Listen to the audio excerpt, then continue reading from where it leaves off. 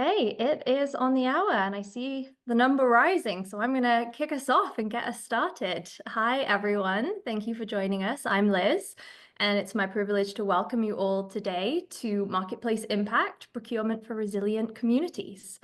Before we dive into the event, I would like to begin by acknowledging the Indigenous peoples of all the lands that we are on today. While we meet today on a virtual platform, I'd like to take a moment to acknowledge the importance of the land which we each call home. From coast to coast to coast, we acknowledge the ancestral and unceded territory of the Inuit, Métis, and First Nations people that call these lands home.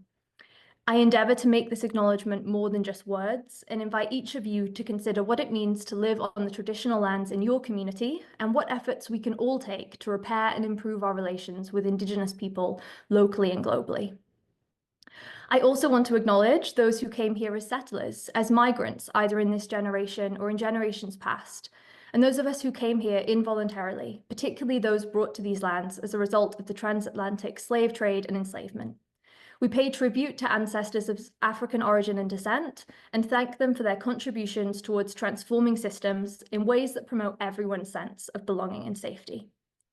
During an event focused on social procurement, it's important to acknowledge the role of colonialism on our marketplace and economic practices over the past 200 plus years. Pre-contact, Indigenous peoples on lands all over the world had a marketplace that was similar to the social value marketplace we're striving to create through our work today. With colonization, a new market was enforced, which prioritized shareholder returns and resource hoarding. Trade wasn't done to add value, but to create individual wealth. Social procurement is a tool to reclaim power from the invisible hand of capitalism, which fails communities and those most in need, and work towards a decolonial marketplace. So I'm really pleased and grateful to be here in community with so many of you today. Before I get into more details about why we're here and what we're going to spend the next 2 hours discussing together, I'm going to do some quick housekeeping and introduce the platform that we're using for anyone that this is new for. So we're using Zoom today. Most of us are likely familiar with Zoom by now, but there are a few key features I'd like to point out. So the chat is open for general discussion or to share your thoughts, so please do.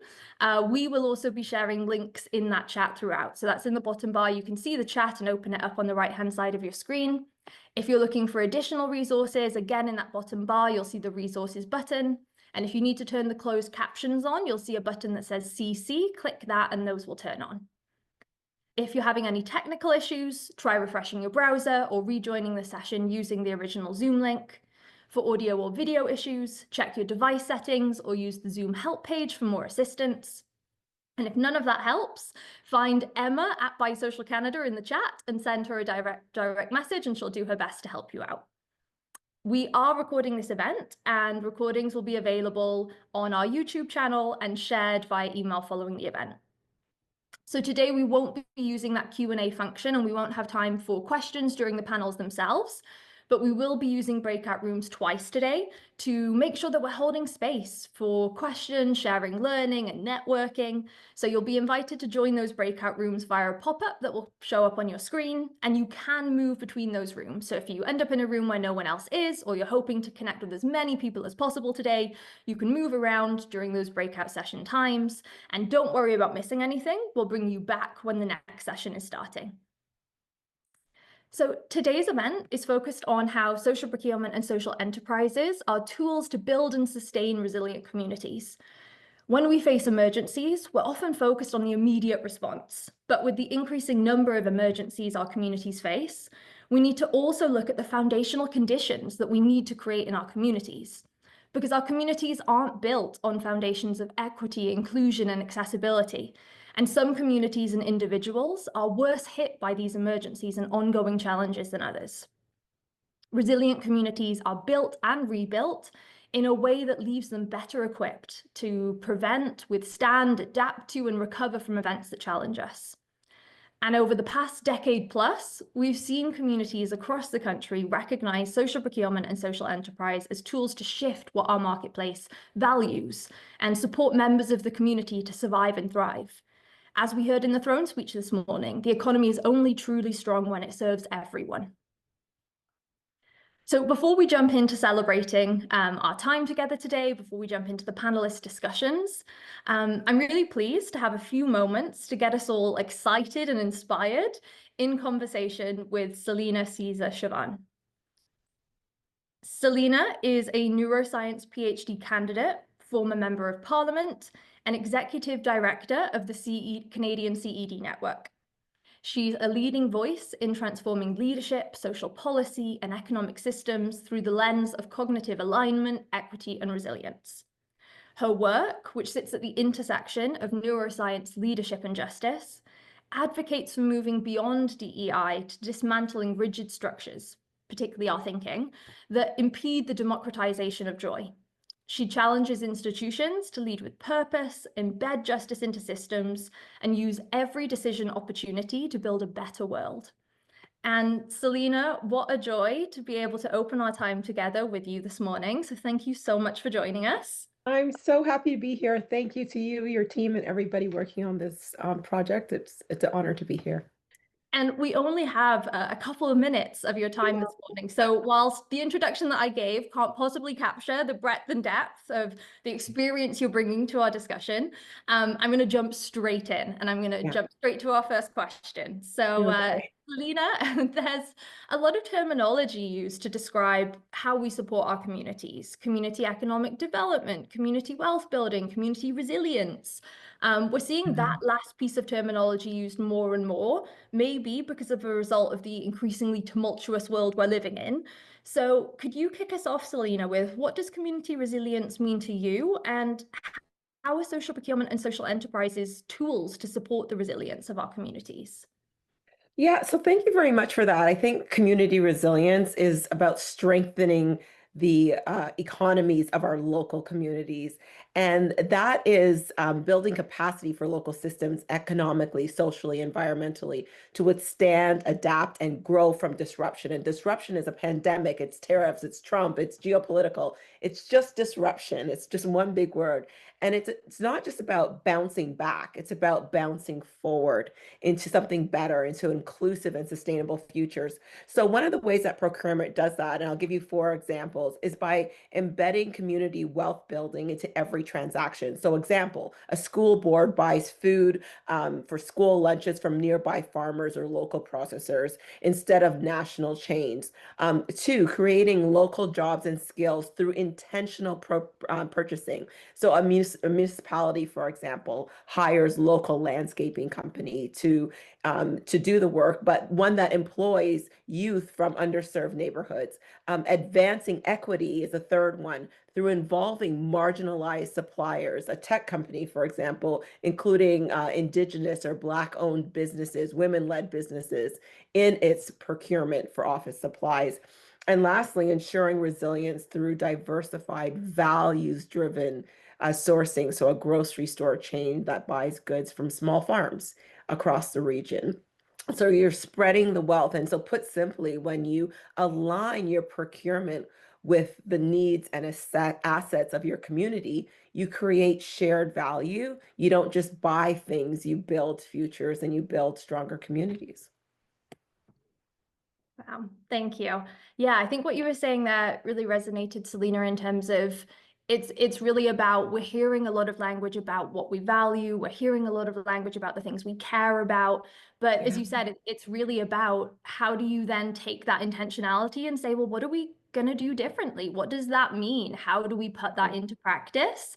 And I think that's definitely something that we're hearing a lot in the world around us right now. As we've said, we're hearing a lot around buy Canadian, buy local. We go a step deeper and say buy social.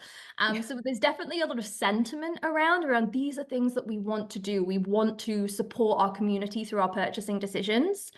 But how do we actually do that? How do we get the work done? Do you have, advice for government, businesses, other folks that are here today of how do they ensure that those values that they have are reflected in the procurement decisions that they're making? So let's just take a step back, and if you don't mind, I'll put my neuroscience hat on, because leadership in this particular time, in this precarious, disruptive time, is about the alignment between what we believe, what we feel, and what we do. And when these elements are out of sync, when we experience what we call cognitive dissonance, where our interior cingulate cortex, I don't mean to get like technical, but our brain lights up and says something's off here. And the discomfort is a signal, but it's not a stopping point.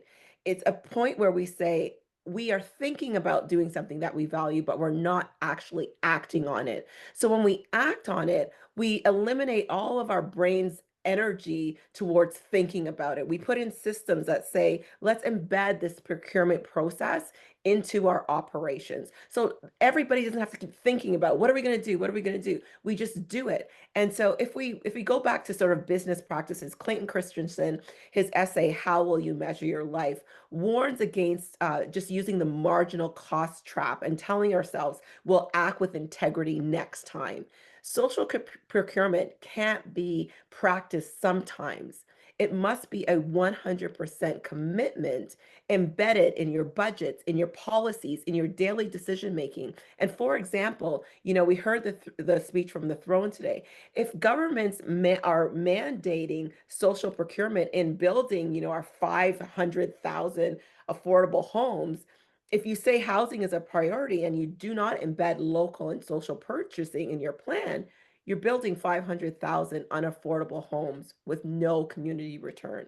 And so there has to be an intentionality about saying in our policy, in our budgets, in the things that we do, we will embed this. So we don't have to think about it. We don't have to go through that cognitive dissonance of saying, well, we'll do it next time or we'll do it next time. We're doing it now because it's part of something that we value because we've put it into our policy.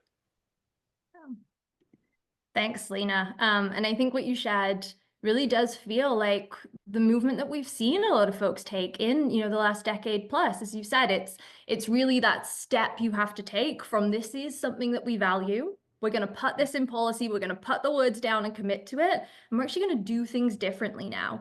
And we're going to shift our culture. And we are going to change the way we do things so that, a couple of years ago, we asked them what their big dream was for social procurement. And they were like, well, eventually all procurement is social procurement. We just call it procurement. And so I think, as you said, we need to really give those examples as we see them of this is how it's possible. This is how you do this work in practice. So thank you so much, Celina, for kicking us off in such an inspiring way, for getting everyone excited. And I think it leads really well into the panels that we're going to have today with folks from local governments, from the construction sector, from corporations across the country who are actually doing this, who can give us all tangible ways of putting it into practice. So thank you. If I could leave with Celina. one little reading, because I have to give homework. If anybody could read the Massport Harvard Business School case study, it really outlines exactly what we're talking about here. So read that as homework along with Clayton Christensen and enjoy the rest of your day today because this is an important conversation. So thank you so much. Awesome. Thank you so much, Celina. Hopefully that can get noted in the chat so folks can take away some homework after the event. I'm sure there's going to be a long reading list for folks. So thank you so much, Celina. I'm excited, probably even more excited than I was when I jumped on. And even more excitingly, we're moving on now to celebrate the organizations and the impacts of the work being done across the country already to change our spending from economic transactions to tools to transform our communities. So in just a moment, I'm going to be handing to my colleague Neve because we're going to be doing the Social Procurement and Social Enterprise Champion Awards. So this year, we'll be celebrating two categories in the awards. And while we've always celebrated both purchasers and suppliers through the awards, this is the first year that we're intentionally separating them in the nominations process. So there were a few reasons for this. The first is that it's an important time to speak loudly about things that are important to us and that matter to us. Social procurement is a tool to achieve many types of important social goals in our communities, which we'll hear about from the panelists today. And at Bisocial Canada, we have and will continue to champion social enterprises as businesses that shift what we value in the marketplace. We want to recognize that through the Social Enterprise Award this year. Second, as many here may know, it is just over a year since our dear friend David LePage passed away. David was Bisocial Canada's founder and a champion of social enterprise, and the Social Enterprise Award is in David's memory and honor. David was a ferocious champion for social enterprise, determined and unwavering in his belief that social enterprises do and will shift our marketplace to one that centers social value. David was generous, knowing that his generosity of knowledge, time, and money had a ripple effect beyond his own. These are values that I see in my fellow Bisocial Canada teammates. We continue to advocate for more access to funding for social enterprises. And this year is not a year where Bisocial Canada has a surplus to invest, but we hope that even small signs of generosity, gratitude for, and trust in the sector will have ripple effects in future years for other folks to join us in supporting the Social Enterprise Award and the sector more broadly. Bisocial Canada will be giving $250 to each of the amazing 35 nominated social enterprises and $1,000 to the winner. We hope that even these small amounts give each social enterprise a chance to celebrate your work as a team, whether it's buying a coffee from your local social enterprise cafe or putting it towards your continued impact. We do hope in future years to have a larger fund for the winner, and we hope that today inspires other organizations to join us in providing financial support in many forms to the social enterprise sector moving forward. So if that's something that excites you from today, please do reach out. The social value marketplace requires purchasers and suppliers advocating for and leading the social procurement and social enterprise movements. It was really inspiring to read all of the stories of impact on both sides of the marketplace this year. So without further ado, I'm going to hand over to Bisocial Canada's Manager of Social Enterprise and Networks, Niamh O'Sullivan, to announce the 2025 Social Procurement and Social Enterprise Champion Award winners. Niamh.